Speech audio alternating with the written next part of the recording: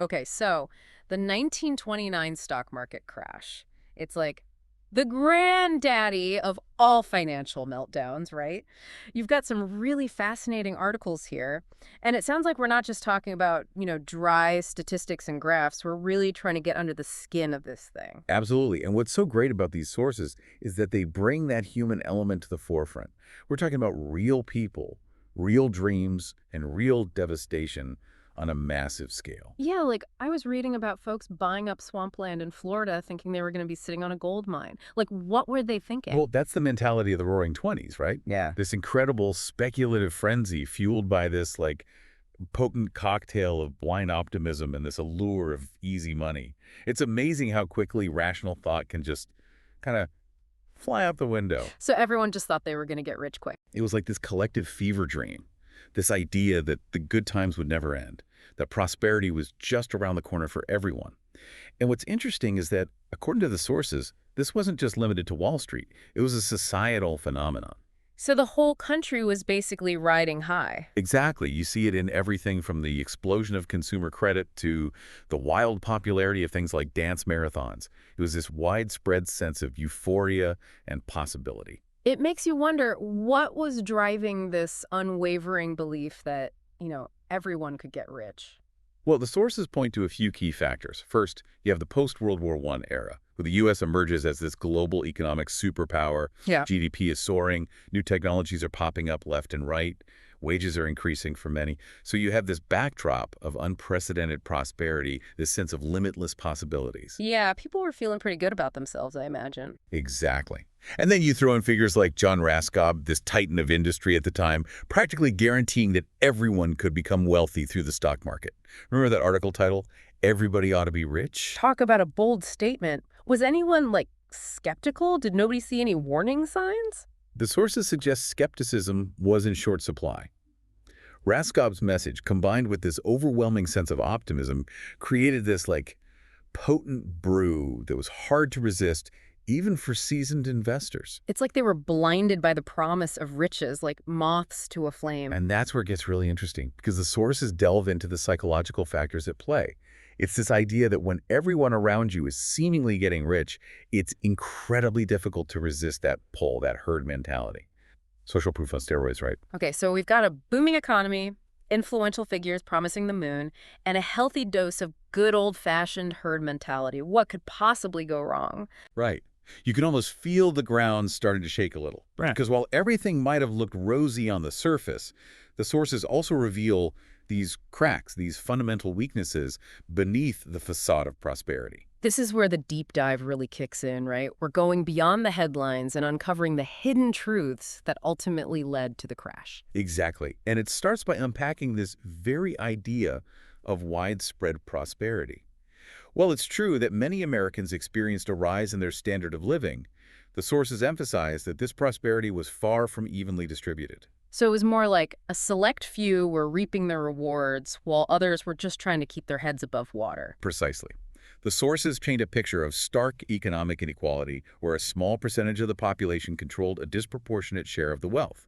So this booming economy wasn't built on this, solid foundation of shared prosperity, but rather on the backs of those who could barely afford basic necessities. It's like this whole Roaring Twenties thing was more like a whisper for a huge chunk of the population. Exactly, and that's a critical point because it exposes this fundamental flaw in the logic that was driving the markets. Because if a large portion of the population is struggling to put food on the table, they're not the ones driving up stock prices, right? Precisely. The sources highlight this growing reliance on credit during this period.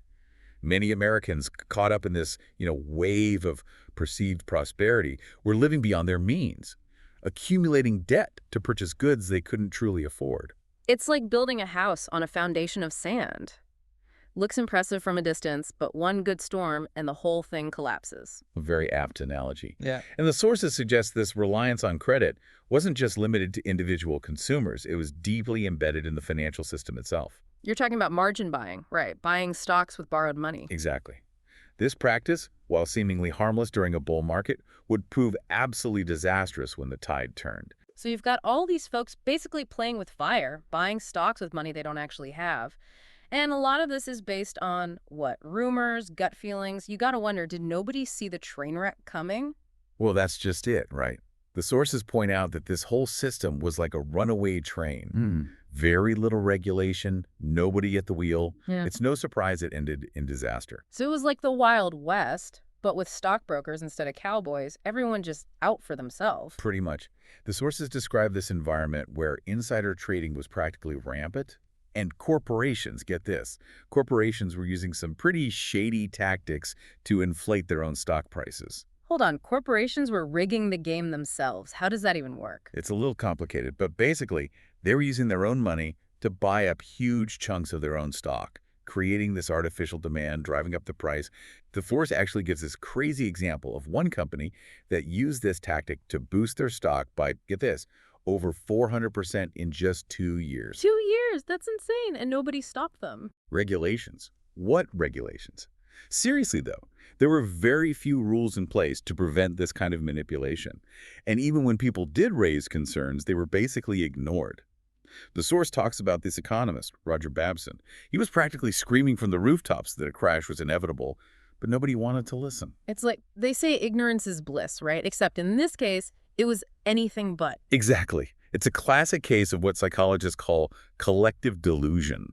The sources describe this atmosphere where dissenting voices were completely shut down. Anyone who dared to question the sustainability of this whole boom was labeled a pessimist, a doomsayer. So the party was going to go on no matter what, and then boom, Black Thursday hits. And it hit hard. The sources describe the crash of '29 as this, like financial earthquake that sent shockwaves around the world. It all started on October 24th, Black Thursday. That's when the market took its first major plunge. I was reading about millions of shares being traded, but with no buyers, prices just free falling. Talk about panic in the streets. Total chaos. Imagine seeing your life savings, your dreams for the future, just vanish into thin air. The source tells this heartbreaking story about a successful businessman who lost absolutely everything in a matter of hours. He was so devastated that he reportedly walked out of his office on Wall Street and, well, he jumped into the East River. That's awful. It's easy to get caught up in the numbers, but at the end of the day, it's real people's lives that are being destroyed. And it wasn't just the wealthy investors who suffered. The sources make it very clear that the effects of this crash rippled outwards, impacting every corner of American society. So this wasn't just a Wall Street problem. Not by a long shot. Businesses, big and small, were going bankrupt left and right. Banks, they couldn't recoup their loans, so they collapsed too. Unemployment through the roof. Millions out of work, struggling to survive. The source mentions these breadlines forming in major cities, people selling apples on street corners just to get by. It's hard to even fathom the level of despair. It was a time of immense hardship, a lot of uncertainty. And while the crash itself was this dramatic event, it really was just the tip of the iceberg. It marked the beginning of something much deeper, much more prolonged. The Great Depression. We've talked about the factors that led to the crash, but what about the aftermath? What did the world learn from this economic earthquake? That's the million-dollar question, isn't it? And that's what we'll explore next. The sources argue that the crash of 1929, it wasn't some random event, some fluke. It was a consequence of systemic failures, flawed thinking. And understanding those flaws, well, that's crucial if we want to avoid repeating the same mistakes. It's like we're talking about a whole decade lost to economic hardship, not just a market crash, but a societal earthquake. Absolutely, and these sources really drive home that point, The Great Depression wasn't just about numbers and graphs. It was about people's lives being upended. Millions jobless, losing their homes, their savings, their sense of security. It was a long, hard road back. And the worst part is, it wasn't some unavoidable natural disaster, right? This was entirely man-made. And that's exactly why understanding 1929 is so crucial even now, almost a century later. These sources are really pushing us to learn from the mistakes of the past so we can at least try to spot those warning signs, hopefully prevent something similar from happening again. So, what are the big takeaways here? What lessons can we actually apply to, our lives today? I mean, the world's a very different place now. Well, one thing that really jumps out from these sources is the danger of unchecked speculation. We touched on regulation earlier, but it bears repeating. Without some guardrails, things can get out of control awfully fast. Like that saying, if it seems too good to be true, it probably is. Got to keep your head on straight when everyone else is losing theirs. Exactly. The sources really hammer home that message. Be skeptical, especially when it comes to anything promising easy money, quick riches. There's always a risk, and you better understand that risk before you jump in head first. And it seems like economic inequality was a huge factor too, right? Like we can't just ignore that side of things. Absolutely critical. Hmm. The sources really highlight how concentrated wealth in the hands of a few creates this inherently unstable system. It's like building a house on a weak foundation. As long as those few at the top keep spending, everything seems fine. But the moment they stop, The whole thing crumbles. So it's not just about Wall Street, it's about building a fair system overall. If more people have a stake in the game, maybe things are more stable in the long run. that's a really key insight.